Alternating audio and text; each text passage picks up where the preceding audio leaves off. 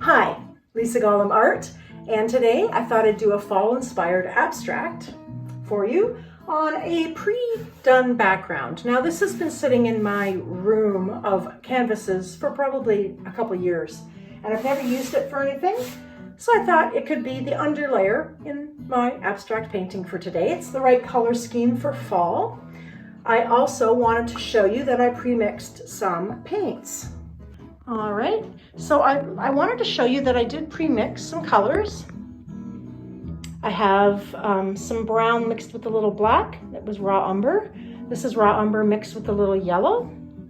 This is pure yellow. It's like a deep cadmium yellow. This is a quinacridone red, and that's an orange that I mixed from these two. That's a bit of a lighter version of the yellow. This is a bit coral, so I mixed some white and some red and also a tiny bit of orange to kind of get a coral. This is a pearlescent white, which I might use for fun, and that's just some pure white. When I need it, I need it. So those just some nice fall colors that I pre-mixed. Put you back up in your stand, like so. I'm gonna probably not do a lot of editing with this video. I just wanted to do a quick demo. Now what I'm going to try to do is do a reflection sort of painting. So maybe put some paint along here and then do some texture knifing work up and down in such a way that it kind of looks a little bit like a reflection in the water below and either trees or whatever you want it to be up top. And again, it's gonna be very abstract. But I've done a lot of these kinds of paintings. They're very easy, so that's why I thought I'd give you a little inside scoop on how the process goes. And people really tend to love them. So here we go. So to get the paint on the canvas, first I'm going to use just a regular palette knife. And I'm going to start with the darker colors first. I'm just going to put them sort of in the middle.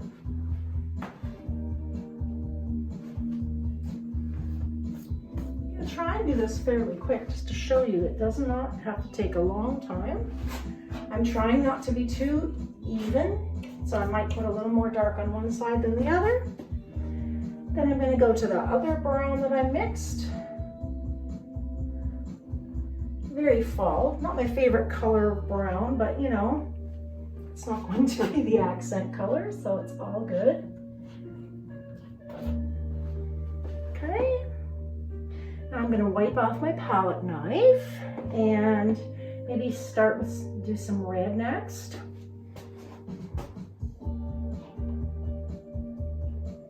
Put a bunch of red here.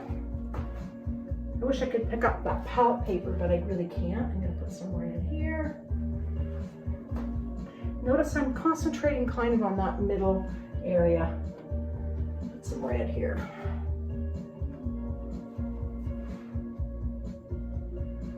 And I'm putting a lot of paint on there. Lots of paint. And then I'm going to put some orange here.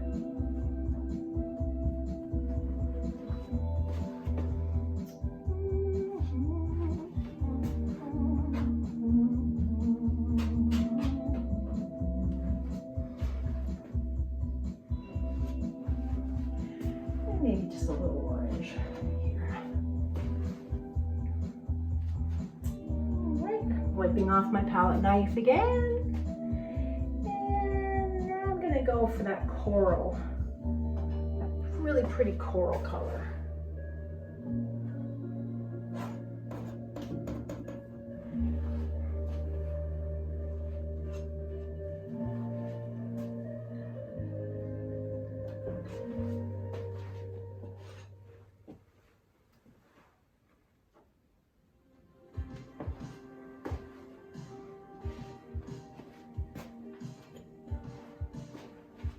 These colors are all going to mix and blend together. It's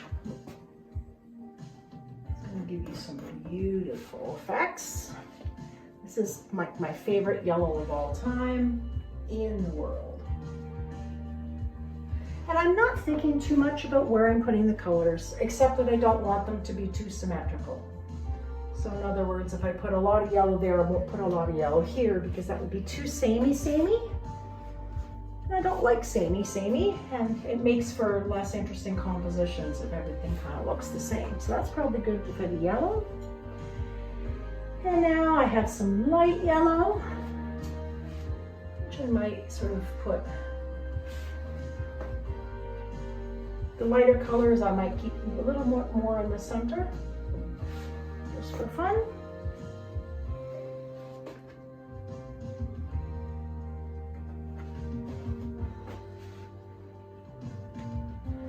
I might put a little yellow here. Hopefully you can still see that.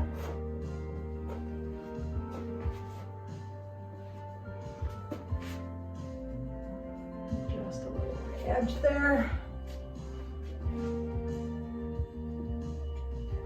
Wiping off my knife again, which you usually do when you transition to a different color. Now I'm going to put on some pure white,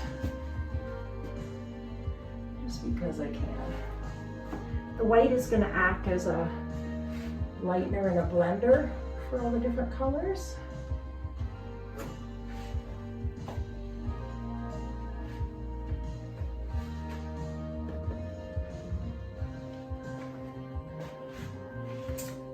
Which is cool.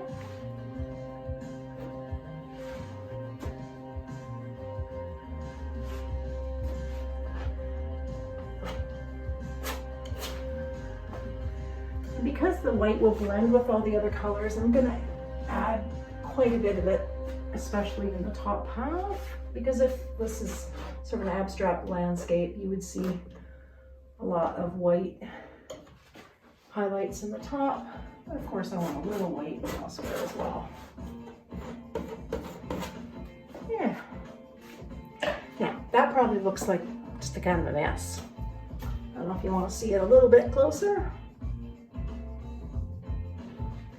And really, it's just a line of different paints, different ways. Now what I'm going to do is take an icing knife. So I am not a baker. Qualification here, so I really don't know how to use this with icing, but I bought it one time as an icing knife, and I thought it would make the best palette knife in the world. So here we go. And so we're going to start in that kind of center line, and I'm just going to sort of push a little bit, let it make contact with the paint, and drag downwards. And you can experiment with how hard you're going to push and when you're going to want to clean the knife, which is quite often probably.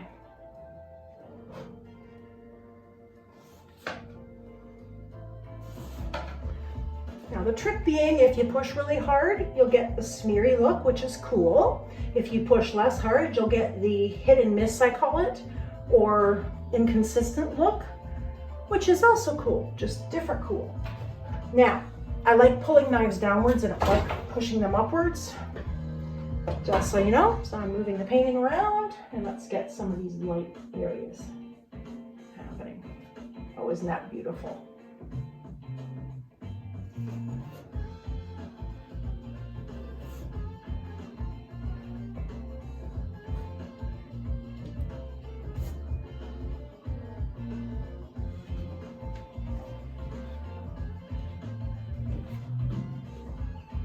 Okay, kind of cool. Once I get it that far, I gotta wipe my knife again. I have a rag with a pile of paint on it. The reason I don't just wash this in my water jar is because you don't want to put all of that paint in water and then wash it down the drain. I try and put most of my used paint or discarded paint back on the palette or in a cloth where it dries, and then I can just throw the cloth out when it gets too yucky. So before I get rid of this tool, I'm actually just going to make some horizontal lines in the center here. And I'm not making one line just in the horizon. I'm kind of making a few different ones and pulling it to the side. And I'm also doing the same thing, but with some vertical lines. Because basically this composition is crisscross. It's up and down. Oh wait, not up and down, and side to side. That's what it is, up and down, and side to side, kind of by composition. And again, we're not evenly spacing these lines, kind of being a little bit artsy, a little bit creative with the lines, and there they go. You can even pull paint down this way, which is cool, right off the bottom if you want to. Or you can go up off the top a little bit.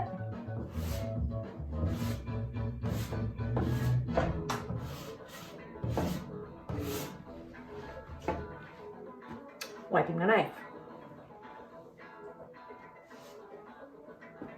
All right, now that it's kind of wiped, I'm going to put that in the water to sit so it doesn't get all caked on, just for fun. See how much paint is on the cloth? It's a lot of paint. So I'm going to move my cloth around another direction just so I can get a clean spot. Okay, so now the creative fun stuff really starts. So the next thing I'm going to do is take a big chip brush. As long as it's straight edge and nice and soft, it will do. It doesn't have to be this big, although it's nice to be a little bit big. I'm going to put it in water, drag it on the side so it's not dripping, but it's close because there's lots of water, and I'm not putting paint on it. I'm basically going to want to take my painting, put it up on the lip. I'm going to use this brush to pull some of that paint down. And it's a very gentle touch. What you're doing is you're kind of trying to blur as much as you want in some spots. Sort of blur that edge. Oops.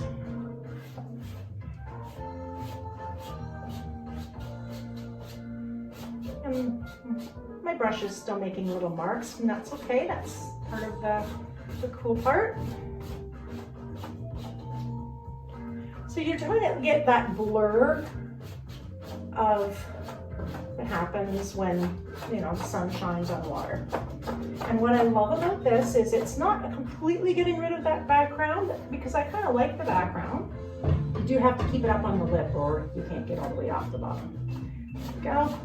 So I like the background, but I didn't want it totally there. It's just kind of giving me a hint of the background, which is kind of fun.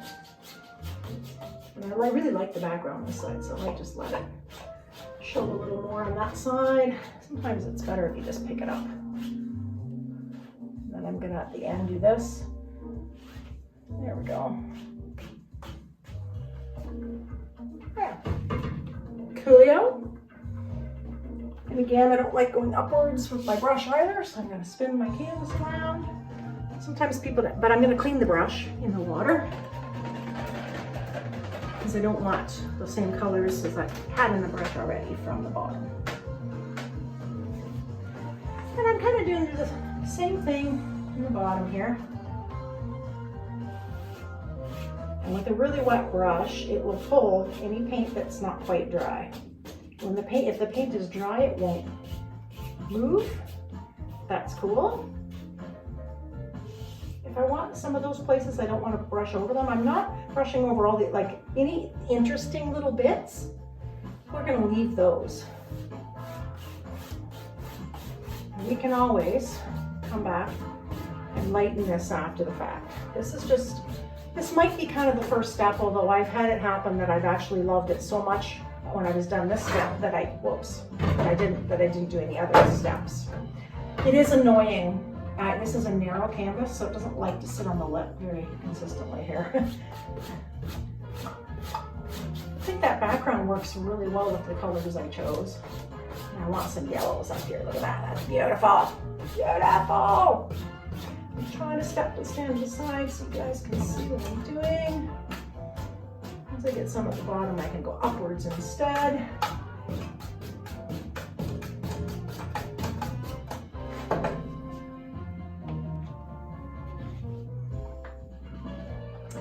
So you can see it's abstract, it's fall colors, but it's not like a literal representational painting. Now, I do a lot of texture work, so I have lots of gadgets. I have things like that spin. I think this was a massager. It actually has a telescopic arm on it, which is cool. I can massage my back as long as there's no wet paint on it. Or I can use it, any paint that's wet, it will just put some little dots in it. I'll probably do a little close-up in the painting when I edit it so that you can see how that's going. Just nice, cool effect. As you can see, I usually don't wash this because it's just a pain to wash, so just roll it on my paper to my towel a little bit and we're good. That's that one. That's just another brush. I don't need that right now. This is sort of just a flat tool that pulls kind of like a knife, so I don't need that either. This draws in, carves right into any paint that's thicker and wet, so I'm going to use that in a second. But what I really was looking to find, don't need my toothbrush, I don't need that, I don't think. What I really love are these guys. So if you've not seen me use these before, these are called catalysts. Is that the plural of, or is it catalyst? No, catalysts. Different kinds, they're different sort of edges on them. This is made by Plaid, but it's the same sort of idea. There's different sorts of grooves on the different sides. So these are great for texture if you've got thick wet paint on a canvas that you've set down carefully and not scraped off. So this little guy I love because I can literally say, okay, this is a nice focal area right here. So what if I set that there, push on it a bit, and then do a little semicircle and then lift up. Isn't that neat? So cool. Then I got to, of course, wipe it off.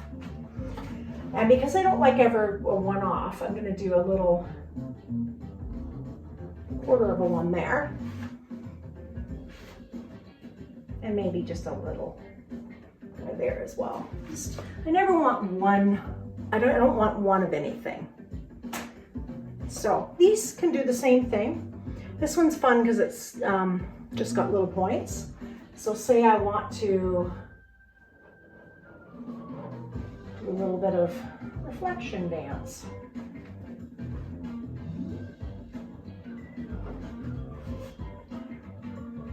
Can also do it like this, which is really cool.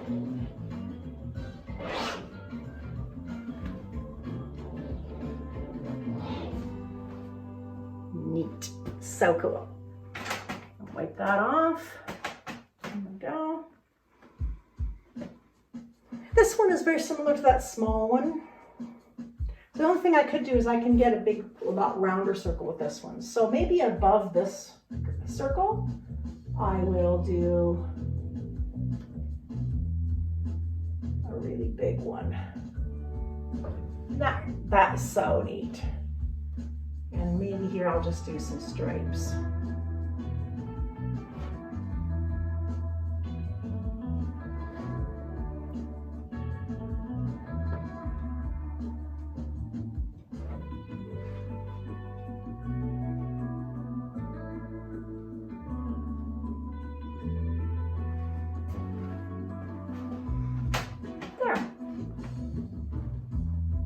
So, you know, there's lots of other things I can do. One of the things that I think that might benefit from is darker darks and lighter lights. So what I might do is take that brush, or maybe a similar brush but smaller, get it wet and get some white on it. But I want it to be quite a bit of water in this white. So I'm actually going to dip it in the water again, back on the palette. What I want is a really wet mix of white. Then I'm going to actually wipe it on my towel just a bit so there's not much white on there. Because I want the top of this painting lighter. So isn't that glorious? So I can just bring down some light from the top.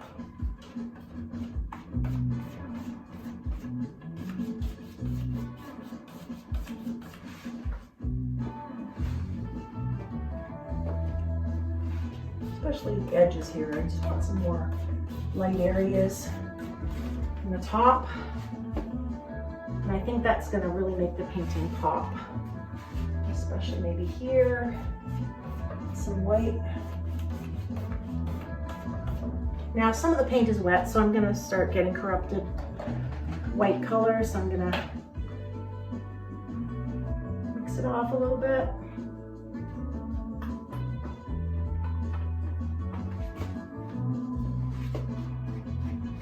I'm just gonna, lighten this top a little bit. Now, if the painting was completely dry, I could literally go on top of anything and it would lighten and smooth. Isn't that cool? But because it's not dry, I'm a little limited in what I can and can't do at the moment. Because of paint blending, whenever paint is wet, it will blend with whatever you put under it.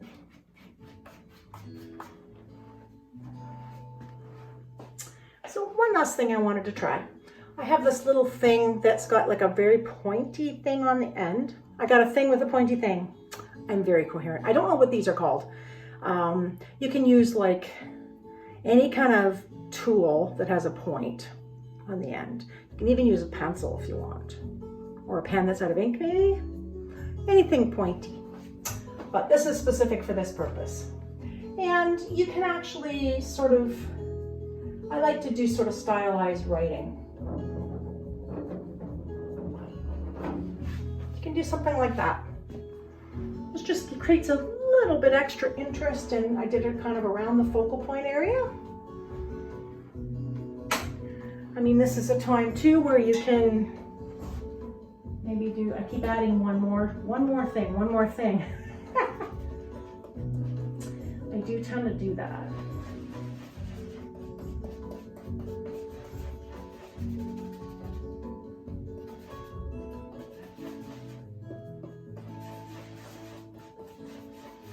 I'm mixing a little bit of very, very, very light yellow with some water, and I have an old toothbrush. I'm going to do a little bit of spritzing. Because that always is fun. Just gives it another little bit of interest that you maybe wouldn't have otherwise. And you'll notice again that I'm mostly putting it around this area of interest. So you can work at something like this until you're blue in the face or until the paint's dry. There's different things that you can do to add to it once it is dry that you can't do when it's wet. But I'm kind of liking it. The only thing I might do when it's dry is make some of those dark areas more pronounced darks. Just to make it a little bit more contrast and pop into the piece. But other than that, I think it's good. I'll take you on a little tour.